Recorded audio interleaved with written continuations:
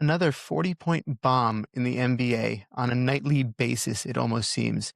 Tonight was SGA and broke another record. This is his 129th consecutive 20-point game, and the Thunder also clinched a playoff spot. First team in the league to do it, too. The Detroit Pistons are 49-19. Compare that to 2 seasons ago, that's a big difference. Before we go any further tonight, Shams dropped a crazy Giannis report, and if you're really a fan of the NBA, you're going to want to hear this one.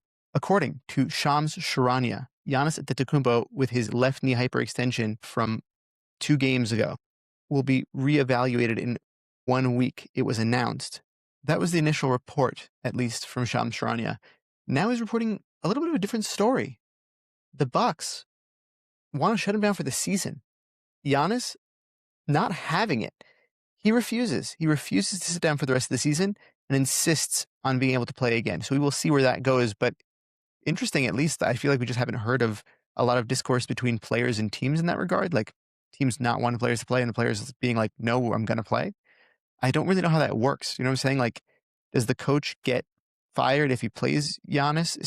So interesting, so confusing and so interesting. But very, very interesting to see how this unfolds and if they even make the playoffs in general. I want to see, I'm looking forward to watching how this unravels. Cade Cunningham left tonight's game with a back spasm early on in the game and did not return. So something to monitor before playoffs. I think, to be honest with you, I think they're just being careful. And they want to make sure that he's rested for when the playoffs actually come around. Russell Westbrook made really big assist history tonight, and we are going to get into it all.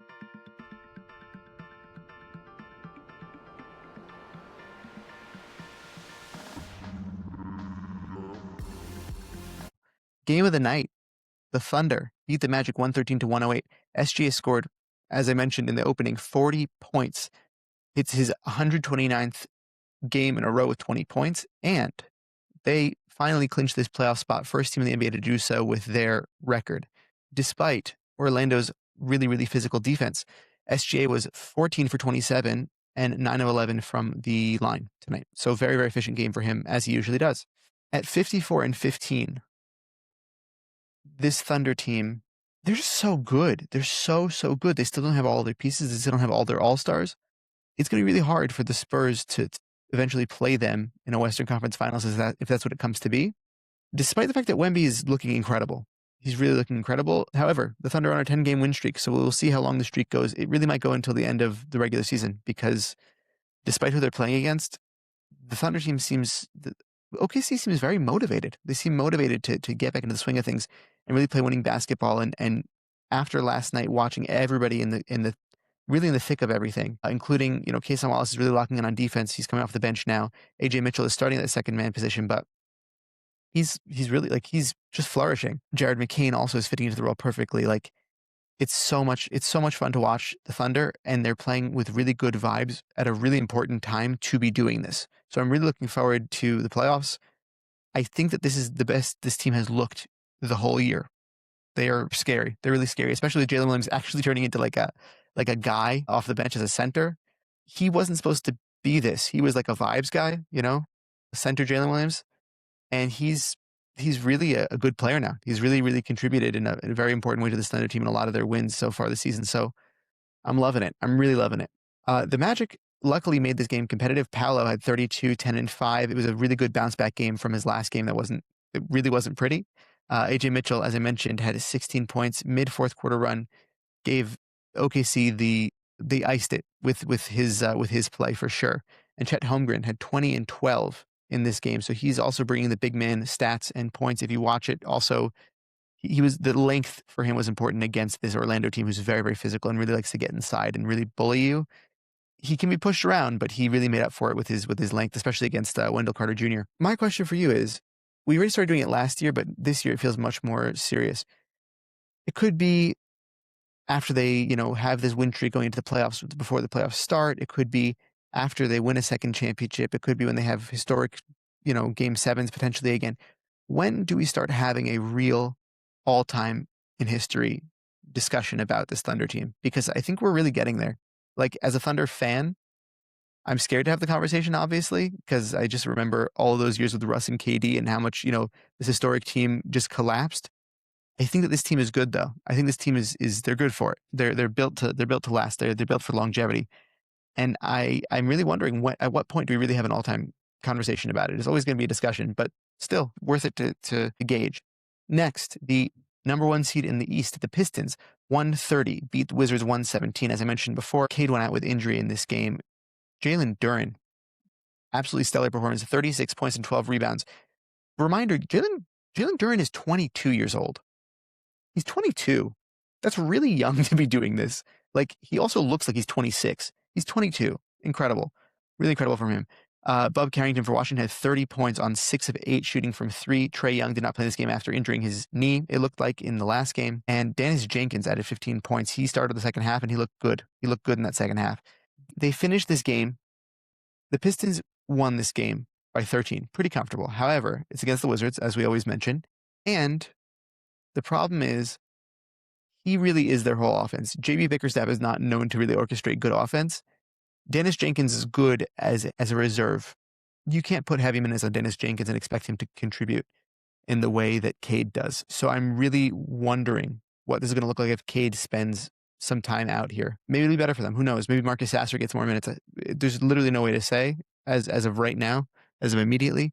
But I hope everything is good with Cade. The back really isn't that much of a concern. Pistons are 49-19. I just want to say that I said that they were going to be the number one seed at the beginning of this year. I just want to give myself a pat on the back. That's all. I like the Pistons a lot, and I've liked them since last year playing against the Knicks in the playoffs. I think if Cade is healthy, if everybody's healthy, they're going to really suck to play against in the playoffs. They're really going to suck to play against. I think that they really have a good chance against any team. Really have a puncher's chance. And I'm excited. They're young. They're feisty, very, very feisty, and they're going to be good. Next, the Spurs beat the Kings 104. Blowout for sure, but again, stats-wise, fun game. Spurs led by 41 in the third quarter. Really never a close game. They also made 25 of 49 threes. Not that the Kings are good at defense, obviously. Still, like, it's just a hard thing to do in general. Wemby, 18 and 8. Keldon Johnson, 18, and Dylan Harper had 15. Not needed a lot of minutes for them because, again, they're significantly better, including their bench, than the Kings. De'Aaron Fox went 15, 5, and 6 against the Kings, his former team. But not what you were expecting from a revenge game for De'Aaron Fox. I think there's not necessarily any bad blood from him towards Sacramento. Russell Westbrook's 10 assists tonight moved him past Mark Jackson and Steve Nash for the 5th all-time in assists in NBA history. For a guy who's not well respected for his passing, that's really difficult to do. And I really give him a lot of kudos. He's my favorite player of all time. I love Russ. Not saying he's the best player of all time. I just love his passion that he plays with. And, it means something to me that he is 5th on this list because there was a lot of ball hog accusations. He is a ball hog. Russell Westbrook is a ball hog. He also is a ball hog to always try to look for the open man. And if he had a shooter on his team that would get open, he always found that guy. He always, always, always did. Especially in the MVP season, he always tried to find the guy who was open. Talk to Alex Abrinas about it. Okay? He always tried. I love Russ, and I'm happy for him that he gets to have these last few years to make history, cement his history in this way and not in a way that's, like we saw maybe at the end of the postseason where he was maybe not going to sign with a team. Really cool. The Spurs only trail the Thunder by 3. It's really close. One more thing I wanted to mention in this game, Maxime Reneau is a starting caliber center in the NBA. He had a block in this game. He shoots a really high percentage at the rim. Him and Russ have really good chemistry. He also is shooting threes now. He hit 2 threes last night. Like, I like him. I like this guy a lot. He has a good nose for the ball. He's a rookie, and he really just gets to it. It's fun. The Kings got good rookies this year. Next, the Cavaliers beat the Bucks 123-116.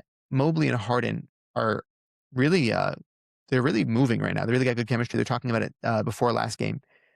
Harden was teaching Mobley about pick and roll, and you can really see it coming to fruition here. Mobley, since Jarrett Allen has been out, has been averaging significantly better numbers.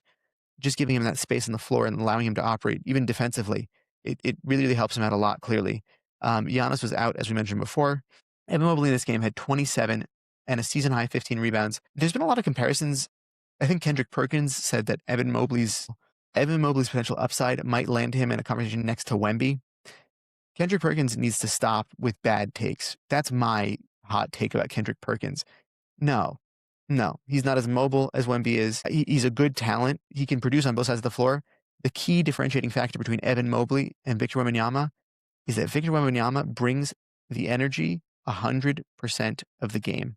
Every single play on offense and on defense, whenever he's out there, he has the energy. Evan Mobley, no, unfortunately not. I would love if he did. I think he'd be a much better player, obviously, but definitely not.